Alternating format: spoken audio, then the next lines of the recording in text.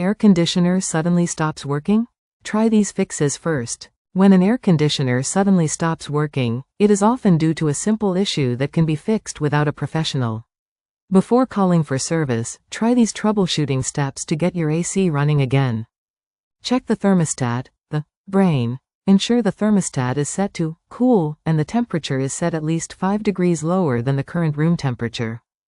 Check if the display is blank. If so, replace the batteries, as dead batteries can prevent the system from receiving signals. Make sure it is not accidentally set to off or heat. Inspect the air filter, the lungs. A severely dirty or clogged filter restricts airflow, which can cause the evaporator coils to freeze up or the system to overheat and shut down. If the filter is dirty, replace it immediately. Check the circuit breaker, the power supply. Go to your home's main electrical panel and look for a tripped breaker.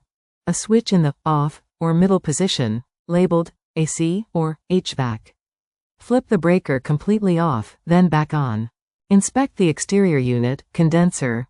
Ensure the outdoor unit is not blocked by sticks, leaves, or overgrown plants, which can cause it to overheat.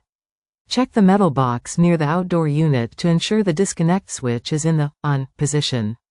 Check for condensate drain clogs. If the drain line is clogged with algae or debris, a safety switch, float switch, will shut down the unit to prevent water damage.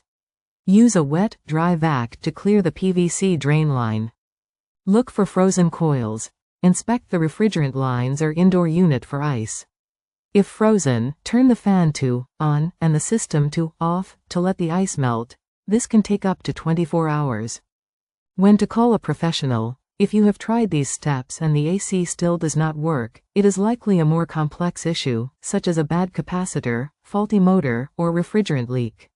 Additionally, if the breaker trips again immediately after resetting it, do not keep trying, as this indicates a serious electrical fault.